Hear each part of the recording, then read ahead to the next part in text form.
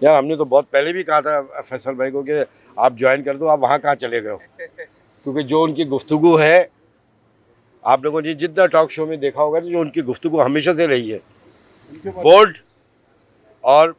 Middle class की, lower middle class गरीबों की बात के ऊपर, तो मैं तो बड़ा हमेशा से एडमायर रहा हूँ उनसे। और हम तो ये कहते हैं कि ऐसे जो पार्लियामेंटेरियन इस वक्त मौजूद हैं, जो बड़ी पार्टियों में मौजूद हैं, जागीरदारों सरमायादारों के साथ मौजूद है, लेकिन वो बात गरीब और मुतवस्सित आवाम की करते हैं, तो हम तो कहते हैं यार आप तो इतने सॉफ्ट इमेज और इनकलाबी सोच के लोग हैं, आप उधर उधर कहाँ गए हैं जहाँ पे इनकलाब का कोई दूर दूर वास्ता नहीं है। मतलब आप ऑन कर रहे हैं आज आप? क्यों नहीं ओन यार, ओन क्या करें, दस्तखत करके जमा करा दिया, अब इसमें पूछने की दो बात ही नहीं है। एमक्यूएम पाकिस्तान की तरफ से मैंने सेनेट के पेपर जमा करवाए हैं, उसकी स्क्रूटनी थी आज, अल्हम्दुलिल्लाह मेरी स्क्रूटनी में कोई ऑब्जेक्शन नहीं लगा है, कंप्लीट हो गई है, फाइनलाइज हो गई है। और एमक्यूएम का वतीरा रहा है कि एमक्यूएम हमेशा मिडिल क्लास और आम तबके को ऊपर लाती रही है, और इंशाल्लाह ताला आने वाला वक्त पाकिस्तान और ख़ास तौर पर कराची की आवाम के लिए बेहतर है। कराची में जो एहसास महरूमियाँ इस वक्त पैदा हो रही हैं वो सबके सामने है, और इंशाल्लाह ताला एमक्यूएम उस पर भरपूर काम कर रही है, एमक्यूएम की लीडरशिप काम कर रही है। एमक्यूएम के तमाम एमपीएस ना वसाइल होने के बावजूद, अपोजिशन और हुकूमत का अभी तक फैसला ना होने के बावजूद अपनी बसात आपके तहत आवाम की खिदमत के लिए भरपूर तरीके से कराची में उतरे हुए हैं, कराची की गलियों में उतरे हुए हैं, सड़कों पे उतर कर पानी के जो मसले थे, इश्यूज़ थे, अपनी जेबों से हल कर रहे हैं और अपने दोस्तों की मदद से हल कर रहे हैं। और इस वक्त आपके सामने सेवरेज का सिस्टम कराची के अंदर बर्बाद है, उस पर भी एमक्यूएम के जो एमपीएस हैं भरपूर तरीके से काम कर रहे हैं। आपके सामने एजुकेशन का सिस्टम कराची के अंदर तबाह और बर्बाद है, उस पर भी एमक्यूएम के तमाम एमपीएस काम कर रहे हैं, और इंशाल्लाह ताला एमक्यूएम डिलीवर करेगी। एमक्यूएम के अलावा इस कराची के पास कोई ऑप्शन नहीं है। लास्ट टाइम भी इस कराची में जितनी डेवलपमेंट हुई है वो सैयद मुस्तफ़ा कमाल साहब एमक्यूएम के जो नाजिम थे उनके थ्रू हुई है, और इंशाल्लाह ताला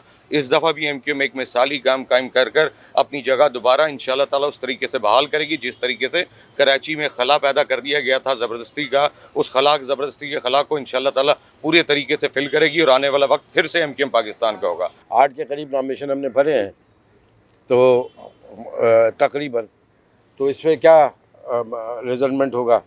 पार्टी फैसला करेगी, पार्टी के फैसले को सब ओन करेंगे।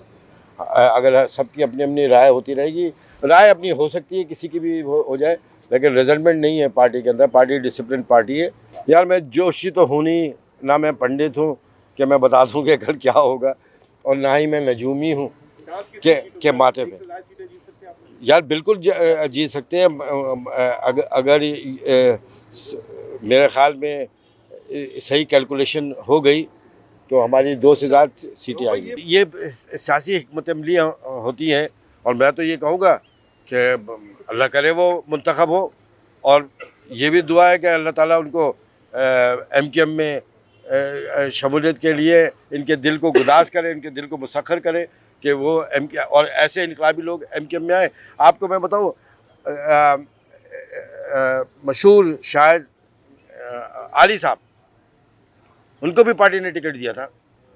और वो तो बलबला सेनेट के इजलासों में कहते थे कि मैं एमक्यूएम से नहीं जीता हूँ, एमक्यूएम से नहीं जीता हूँ, एमक्यूएम से नहीं जीता हूँ, मैं एमक्यूएम का कैंडिडेट नहीं हूँ। सारे 21-22 वोट एमक्यूएम के पड़े थे और एमक्यूएम ने उनको टिकट दिया था, और ऐसे बहुत सारे सेनेटर आए हैं, तो ये कोई अचंभे वाली बात नहीं है। और बहुत सारे लोग भी है जिनका पार्टी से कोई ताल्लुक़ नहीं होता, लेकिन पार्टी नॉमिनेशन भरवाती भी है, बाज़ औक़ात ऑनरशिप देने के लिए भी जमा कराते हैं, और ये कोई ऐसी बुरी बात थोड़ी है। और इंशाल्लाह ताला मैं तो ये दुआ ही करता हूँ कि एमक्यूएम के अंदर अगले इलेक्शन तक हम नेशनली और इंटरनेशनली इतने स्ट्रॉन्ग कर जाएं अपने आप को, क्या अगली दफ़ा हम किसी को भी वोट ना डालें। यार हम अपने आप को खुद वोट डालें, प्राइम मिनिस्टर के लिए भी डालें, सेनेट के चेयरमैन के लिए भी डालें, और कौमी असम्बली के लिए स्पीकर डिप्टी स्पीकर के लिए भी डालें, चारों सूबाई वज़ीर आला के लिए हम करें। 5 बरस अनथक मेहनत भी करेंगे, दुआ भी करेंगे, जद्दोजहद भी करेंगे, और इस बैरियर को एमक्यूएम तोड़ेगी। असल तो थर्ड ऑप्शन, इस पाकिस्तान का थर्ड ऑप्शन एमक्यूएम ही थी। जो शोहदा की तादाद है कितनी ज़्यादा है, और कितने अफसरान कल शहीद हुए, और इससे पहले कितने, उन माओं को से पूछो, उन माओं को, उन घरानों को, उनकी बहनों को मैं शोहदा के खराज